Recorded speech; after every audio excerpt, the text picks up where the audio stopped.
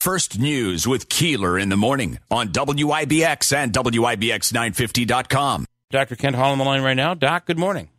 Good morning. How you doing this morning? Good. We've had an emotional change in the weather forecast. That's for darn sure. I heard that. And did you know that the Post-it note was a mistake? I guess I didn't know that. Tell me that story. So the inventor, whose name I know you talked about, but I can't remember it off the top of my head now, was actually trying to make a super strong glue, and instead made a super weak glue. And the folks at 3M, have a weekly huddle where they got together and talked about what's going on. And there was another team that was working on making these notes that could be used. And when he brought up the fact that he had made this thing that was very loose, but seemed to stick things together, they said, well, we could use that, and hence how the Post-it note was born. Spencer Silver is the person's name, who died at the age of 80. And he had that glue that you talk about was invented back in, I believe, 1968. And right, that's exactly what it says here. Kind of cool. Yeah. Again, one of those things we kind of take for granted. Yeah, we do now. And I've got them all over my desk. So. Right. Where would we be without them? All right, let's just start with, there's been a lot of talk about herd immunity, and boy, we're not going to be able to get there, it seems, because there's so much apprehension about the vaccine. There are a lot of people worried about that. Yet, out of nowhere, the CDC, and they've been taking some criticism on this, but they come out to say that if you are vaccinated, you're basically safe and you can take your mask off. Yeah, so that's, they're following the science, and the science is, the science is what the science is at its current state, which is, not foolproof and not absolute,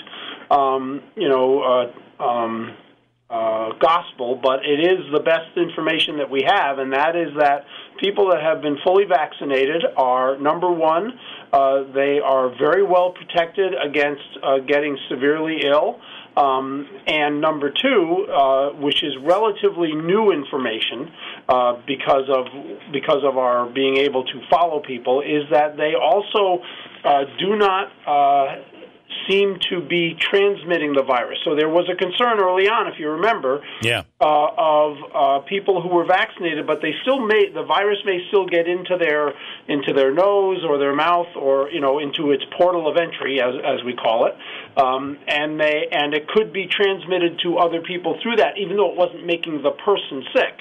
And what we're finding is, what we have found by following many, many, many people over a longer period of time, is that does not seem to be the case. And I believe, again, I wasn't in the CDC conversations, but I believe that is what made them say, okay, so if vaccinated people not only are protected but also do not transmit it, it makes sense that they should be relatively safe to go without wearing masks.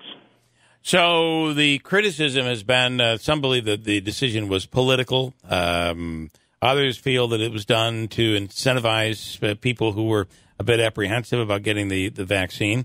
I can't imagine that didn't play any role, but the CDC says it did not. The other part is someone like Andrew Cuomo is saying, you're putting us in a position now, because how do we make this all work? How does a business owner figure out how to differentiate between a vaccinated person and an unvaccinated person? No, that's true, and I would say that good for the CDC. So I'm going to presume that what they say is accurate, but I also believe that what you're saying is true. The people at the CDC are human beings, and it's hard to believe that there weren't other thoughts that went into their head as they were reviewing the scientific information. But they're not focusing on the logistics of, what happens with businesses. Are we going to have people showing vaccine cards? Are we going to have some kind of a passport? They're not thinking about that. They are thinking about, this is what the science tells us is safe and effective, and so how we as society, whether it's government or individual businesses, how we respond to this and how we operationalize it is really up to us. We certainly don't want the CDC, telling us how to run our businesses, I think. And so, that is, they're just giving us the information. What we do with it is what we do with it. All right. Yeah, and Doc, I think that's an excellent point. I think people have to understand everybody's kind of has their own lane here, right? So the CDC comes out and says, we've done this research. You're probably safe. You're vaccinated. You're probably okay. That doesn't mean, for instance, if you go to, I don't know, whether it's a restaurant or retail store, whatever, and they have a sign on the window that says wear a mask or no service. The problem Your is argument about the CDC doesn't matter. It's correct, wear a mask or you don't get service. Yeah. And I still understand and respect a business owner's ability to put that sign on their window because they don't know who's coming in and who's not coming in. But this is for, Doc, we've asked you many times, Mother's Day was coming up or Easter. And it's, I'm a grandparent. And can I hug my grandkids even though I'm not vaccinated or I'm about to get vaccinated? And those were serious questions. And I think them coming out and saying that, the biggest thing I took away from the CDC's announcement was if you're having a little cookout, you're having a little family gathering, you don't have to have everybody masked up in the kitchen when the grandkids are around, stuff like that, if you're fully vaccinated. The business stuff has to be hashed out by politicians and business owners. The problem is, though, that their declaration was, if you've been vaccinated, you can take your mask off. If not, wear a mask or get vaccinated. And I think that statement is what everybody grabbed onto. Sure. And it became the headline. And it then puts these business owners in I think, a tough position. But you're right. If they say you got to have a shirt on and shoes on, sure, you got to follow that no matter what the CDC says. And really, the CDC, when they came out and said, I don't know who came up with the rules that business bars had to be closed at 11 and you couldn't gather with X number of people. I mean, they really didn't factor in businesses when they made that decision, did they? Because obviously it had a terribly negative impact on them. You want to comment on that, Doc? No, I think you're exactly right. We want scientists to really focus on science. We don't want the scientists to necessarily be the ones that are deciding policy and deciding how businesses should function. We should. I hope what we want is for scientists to tell us what the risks are from a scientific standpoint, and this would be true whether it's healthcare or whether it's physics or whatever, and then we as individuals and as social communities need to make the decision about how it is that we're going to use that information in our daily lives. And I think that's what the politicians are doing, and that's what the that's what the store owners are doing, is saying this is how I think that I'm going to use this information to protect my business, to protect my people, to protect my customers, whatever the population is that they're serving. So I feel pretty comfortable with it. Again, I will also say that this is always evolving. So this is what the CDC says now. There's a lot of information. There's a lot of information and data to support it. So I don't think that you're going to see major changes. It's not like back March of last year when everything was brand new.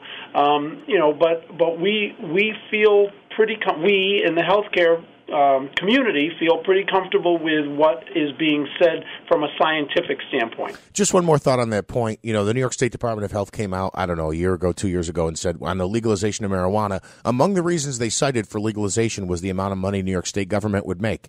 Are you an economist or are you a health department? Right. What does the money have to do with whether or not it's healthy? Anyway. County Executive Anthony Pacini, I was glad to see the CDC update its guidance on mask wearing for those who have been vaccinated. New York Governor Cuomo should follow the science and accept these new guidelines immediately. I think that's a pretty responsible statement out of him versus what one downstate county executive said, and that was stop following what the governor says. I think that we ought to be very careful in that regard because you're putting businesses in jeopardy here at this point. Yeah, no, that's true. We have to be smart. Yep. I mean, crime sakes, and there are laws that need to be followed. There are regulations that need to be followed, and some of these things, what the governor did back in March and April of last year was really kind of an abrupt shutdown. That was turning an aircraft carrier on a dime, and we saw the what happened with that, and the turmoil that it caused with people trying to do the right thing and follow the rules and regulations. So I would offer an observation, and it's just an observation, and it's from a person, which is that maybe the governor and the executive branch has learned something from that and said we're not going to try and turn this back on a dime. We're going to do it more slowly and thoughtfully and hopefully effectively that causes less turmoil. Doc, we appreciate it. Thank you so much. We'll do it again tomorrow. Thank you. Thank you, everybody. Right. Please be safe. Enjoy the great weather. You do the same.